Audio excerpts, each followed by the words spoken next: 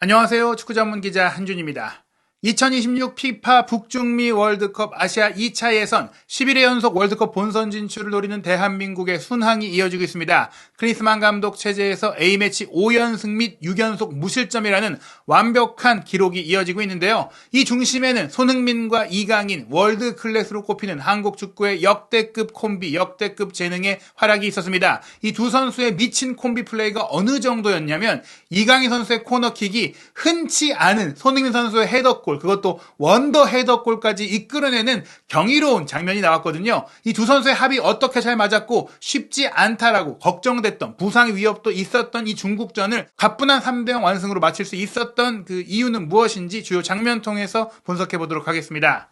대한민국이 중국 원정에서 3대0 승리를 거두면서 싱가포르전 5대0 대승에 이은 3대0 승리로 2차 예선 돌파에 유리한 고지를 선점했습니다. 그에 앞서 10월 A매치 당시에는 튀니지와의 친선 경기 4대0 대승, 베트남과의 친선 경기 6대0 대승 등 매경기 연이어서 대량 득점이 터지고 있는데요. 주목할 것은 바로 손흥민 선수와 이강인 선수의 동반 공격 포인트가 이어지고 있다는 것입니다. 손흥민 선수 같은 경우에는 부상 이후 합류했던 부분들로 인해서 튀니지와의 경기는 휴식을 취했고 베트남과의 경기에 출전을 했는데 이때 1골 1도움을 기록을 했었죠. 그 다음 싱가포르와의 경기도 득점을 했고 이번 중국전 2골 1도움의 원맨쇼를 펼쳤습니다.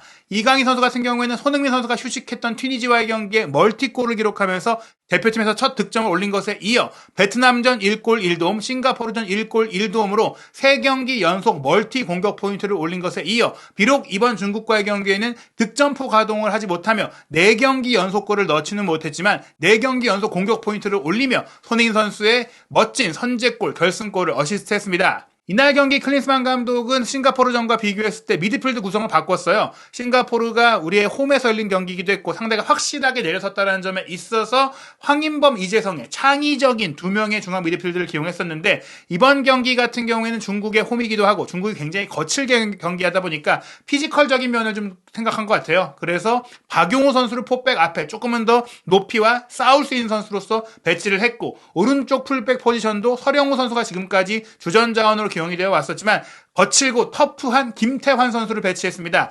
나머지 포지션은 그대로 기존의 플랜 A가 가동이 됐는데요. 조규성 선수가 최전방에 배치됐고 왼쪽에 황희찬, 오른쪽에 이강인 2명의 이제 서진 공격수 2명의 탑10으로 봤을 때는 손흥민, 황인범이 배치됐습니다. 싱가포르와의 경기에서는 황인범 선수가 한 칸 내려가서 원볼란치로 경기를 조율했다면 이번 경기는 박용호 선수가 내려가고 황인범 선수가 올라가서 공격형 미드필더 역할을 했습니다.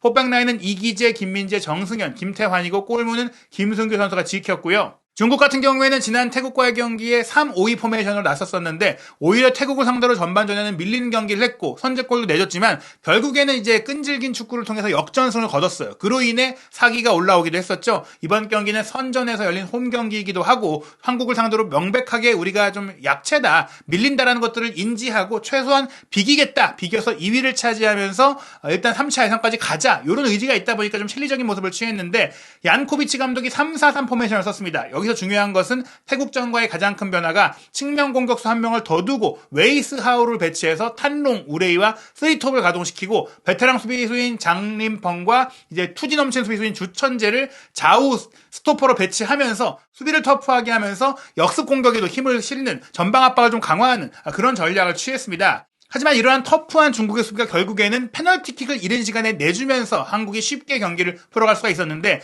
경기 초반부터 황희찬 선수가 굉장히 가뿐한 몸놀림과 통통 튀는 움직임, 엄청난 속도를 통해서 중국의 수비 라인 중에 가장 나이가 많다고 할 수 있는 오른쪽 센터백인 장림펑을 계속해서 괴롭혔어요. 그런 가운데 전반 9분에 황희찬 선수가 왼쪽 사이드 라인을 단독 돌파로 치고 들어가면서 장림펑을 완벽하게 제쳐냈고 그 다음에 장림펑을 제치는 순간 배후로 침투하는 조규성 선수를 보고 스루 패스를 오프사이드 트랩에 걸리지 않는 타이밍에 딱 내줬습니다. 그 상황에서 조규성 선수가 슈팅을 했을 때는 중국 수비수와 골키퍼가 6탄 방어로 이 공을 막아냈습니다. 그 6탄 방어에 주천 선수의 약간 날라차기 같은 장면이 있었는데 그 공이 튀어 올라왔을 때 황희찬 선수가 번개같이 달려들어왔어요. 그 번개같이 달려들어오는 황희찬 선수를 주천재가 넘어진 채로 또 한 번 막으려고 다리를 뻗다가 걸어 넘어뜨리는 명확한 상황이 펼쳐지면서 페널티킥 휘슬이 울렸고요. 이 페널티킥을 주장인 손흥민 선수가 깔끔하고 강력하게 차 넣으면서 1대0 선제골을 넣었습니다. 경기 전에 선수들에게 중국이 숨도 못 쉬게 해주자라고 얘기했던 것처럼 일찌감치 득점하고 또 압도적인 경기를 보여주면서 경기를 주도했는데요.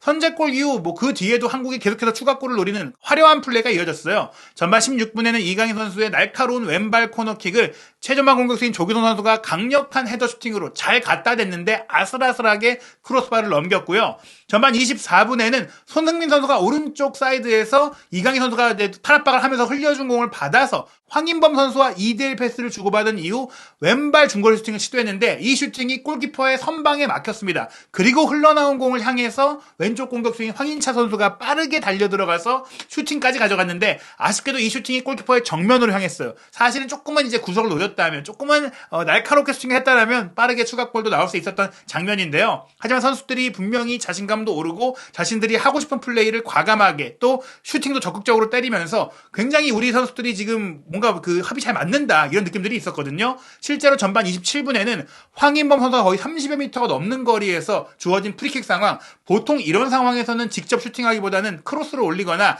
패스를 내주면서 만들어가는 플레이들을 시도하는데 1대0으로 아직은 추가골이 나오지 않은 상태였음에도 불구하고 황인범 선수가 이 상황에서 그대로 골문 구석을 노리는 과감한 중거리 슈팅을 직접 때렸다는 것 자체가 선수들에게 클린스만 감독이 너가 직접 골을 노려라, 이타적으로 생각하지만 말고 이기적으로 내가 좀 욕심도 부려도 된다, 약간 이런 주문들을 한 게 아닐까 싶을 정도로 선수들이 슈팅을 적극적으로 노리는 그런 플레이들이 있었습니다. 전반 34분에는 왼쪽 사이드라인에서 이기재 선수가 크로스 패스를 올린 것, 조규성 선수가 헤더 경합을 나선 가운데 공이 뒤로 흘렀는데 이 흐른 공을 이강인 선수가 달려 들어오면서 확보했고, 이강인 선수가 이 시점에서는 오른쪽 사이드가 아닌 왼쪽 하프 스페이스 지역에 있었거든요. 이 위치라면 사실은 왼발로 슈팅을 때리기보다는 오른발로 감아 때리기가 좋은 각도다 보니까 본인이 왼발이 주발이지만 지난 싱가포르와의 경기에서도 오른발 크로스를 기가 막히게 연결했던 이강인 선수잖아요. 이 장면에서는 오른발 슈팅을 또 정확하게 때렸는데 장림펑의 블로킹에 막히면서 공이 빗나갔습니다. 빗나가긴 했지만 이강인 선수의 이 슈팅이 오른발로도 강하고 정확하게 갈 수 있다는 것들을 보여줬던 장면이었고요. 이런 가운데 전반 42분에 우리 진영에서 벌어졌던 실수 때문에 중국의 전방 압박이 성공을 하면서 중국이 또 만회골을 넣을 수 있는 동점골로 따라올 수 있었던 상황이 있었어요. 왼쪽 라인에서 이기재 선수가 공을 받았을 때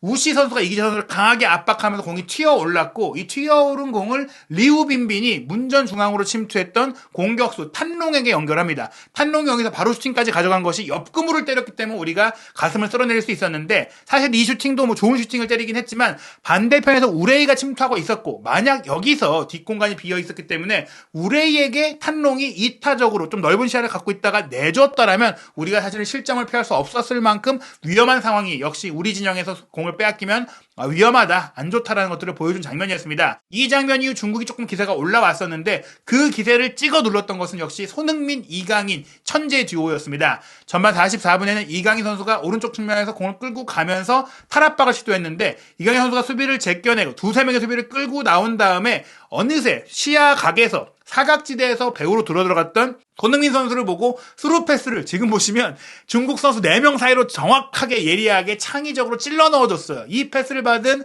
손흥민 선수가 문전 우측에서 슈팅까지 가져갔는데 아쉽게도 골키퍼의 정면으로 향하면서 이제 선방에 걸리고 이게 코너킥으로 이어졌는데요.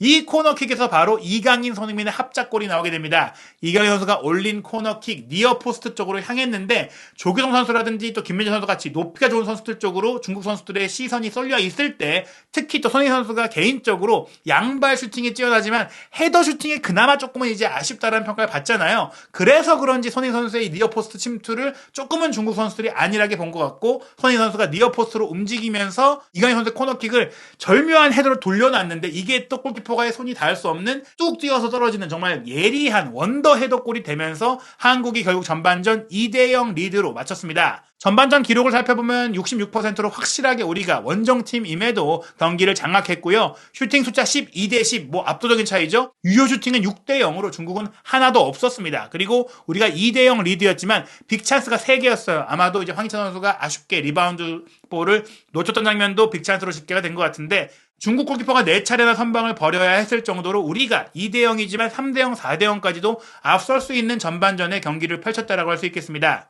그러다 보니까 후반전 시작과 함께 중국이 선수 교체를 했는데, 경미한 부상이 있었던 웨이스 하오 왼쪽 측면 공격수를 빼고 다이웨이 준을 투입했습니다. 아무래도 2대 5로 끌려가는 상태에서 수비가 불안했다고 하더라도 공격 숫자를 줄일 수는 없는 상황이었거든요. 그렇기 때문에 후반전 역시 초반에도 우리가 좋은 장면들을 많이 만들어냈는데요. 특히 53분 같은 경우에 우리가 수비 라인부터 연계 플레이를 통해서 만들어갔던 공격 작업이 굉장히 좋았어요.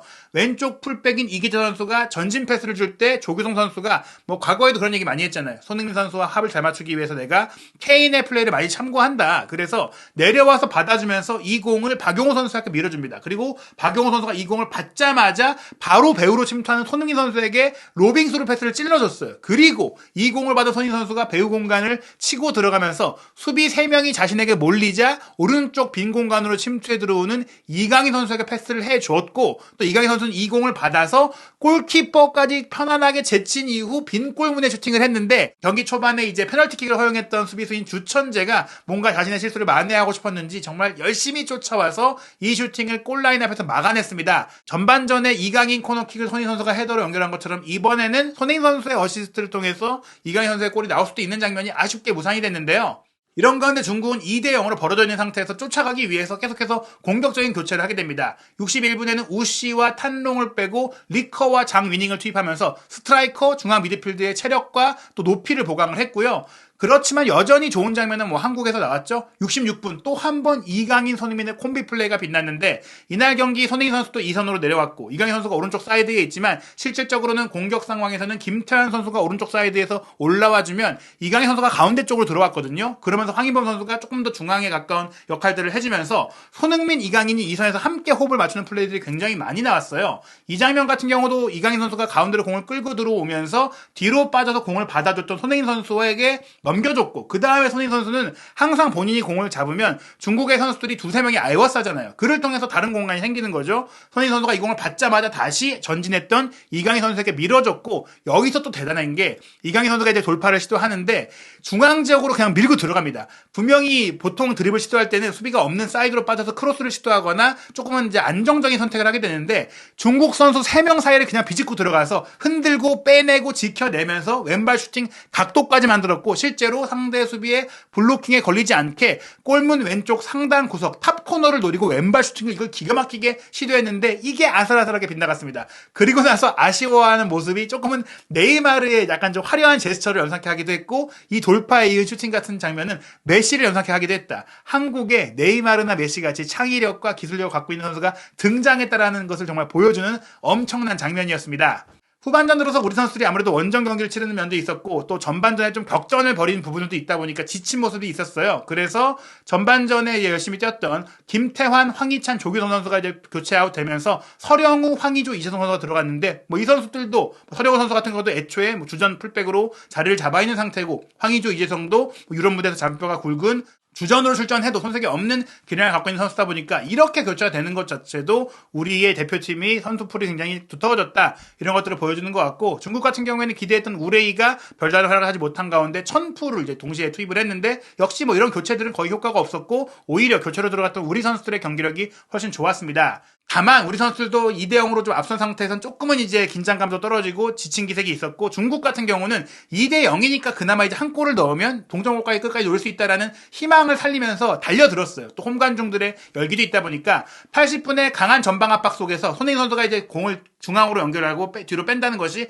패스미스가 되면서 문전 우측으로 침투한 다이웨이 준이 슈팅 기회까지 가져갔는데, 이 슈팅을 김민재 선수가 정확하게 예측하고 그 궤적을 미리 판단하고 잘라냅니다. 이런 장면들이 경기 내내 많이 있었어요. 중국이 공격을 시도할 때마다 김민재 선수가 어디로 올지를 미리 파악하고 미리 가서 막아내다 보니까 중국이 한국의 문전 안으로 들어가거나 골문을 향해서 슈팅을 때리지 못한 것이죠. 83분에는 클린스만 감독이 조금 지친 모습을 보인 이강인 선수를 빼고 슈투트가르트의 정우영 선수를 투입했는데요. 그런 가운데 이강인 선수가 빠지고 나서는 이 세트피스를 손흥민 선수가 전담하게 되는데 뭐 이강인 선수의 왼발도 좋지만 손흥민 선수의 오른발도 기가 막힙니다. 87분 손흥민 선수가 오른쪽 하프 스페이스 지역에서 얻은 이 프리킥 상황에서 날카로운 크로스를 올렸고 이 크로스를 정승현 선수가 또 강력하고 정확한 헤더 슈팅으로 마무리하면서 기어코 상대의 추격 의지를 꺼내는 3대0 쐐기골을 넣었고요. 이 공격 포인트를 통해서 손흥민 선수가 대한민국이 이날 기록한 3골을 모두 만들어낸 것은 물론이고 정승현 선수의 A매치 데뷔골까지도 만들어주면서 또 정승현 선수가 손흥민 선수에게 찾아가서 감사를 표하는 모습도 있었습니다. 90분에는 박용우 선수를 빼주고 이번 대표팀에 대체 발탁이 됐던 박진섭 선수가 투입이 되면서 A매치 데뷔전을 치렀는데요. 아시안게임 금메달 과정에서 와일드카드로 좋은 활약을 펼쳤고 전북현대에서 센터백과 수비형 미드필더를 모두 오가면서 어떻게 보면 우리 대표팀의 좀 가장 큰 숙제라고 볼 수 있는 김민재 선수의 백업 자리라든지 또 박용우 선수의 자리를 커버할 수 있는 수비형 미드필더의 자리를 조금 이제 채워줄 수 있는 그런 선수가 첫 선을 보인 것도 의미 있는 부분이었습니다. 이날 경기 후반전 기록도 한국이 앞섰어요. 전반전에 비해 슈팅 숫자가 줄었다고 하더라도 6대3으로 우리가 중국보다 2배 이상 많았고요. 유효 슈팅도 2대0, 중국은 여전히 없었습니다. 즉 중국의 공격은 김민재 선수에 걸리면서 김승규 선수가 막을 일이 없었다라고 볼 수 있겠고요. 이날 승리를 통해서 우리가 아직 2차 예선 경기가 4경기 남아있긴 해도 충분히 3차 예선 가는 것은 걱정할 일이 없다라고 볼 수 있는 결과를 냈고 다음 우리의 대표팀 일정은 2024년 1월 카타르에서 개막하는 아시안컵입니다. 우리가 이제 반세기 60년 넘게 우승하지 못했기 때문에 우승컵을 이제 들어야 하는 대회인데요. 1월 15일 저녁 8시 30분에 바레인과 첫 경기, 1월 20일 8시 30분에는 요르단과 2차전, 1월 25일에는 대한민국의 전임 전력강화위원장인 김판곤 감독이 이끌고 있는 말레이시아와의 경기가 이어지고요. 당연히 이 조별리그 통과해서 16강, 8강, 4강 결승까지 올라간다면 지금 손흥민 선수가 출전 기록, 대한민국 대표 선수로서 최다 출전, 최다 골을 동시에 노리고 있는데 그 길이 더욱더 가까워지는 상황이고요. 아시안컵 일정 이후에는 3월 달에 태국과 21일에 홈경기, 26일에 원정 경기를 연달아 치르고 6월 달에 2차 예선의 마지막 일정으로 싱가포르와의 원정 경기, 중국과 홈 경기를 치르게 됩니다. 그 이후에는 3차 예선 조추첨이 이루어질 텐데 한국 대표팀이 아시안컵 우승 그리고 11회 연속 월드컵 본선 진출을 이룰 수 있을지 이 모든 이야기 한준TV에서 확인하시기 바랍니다.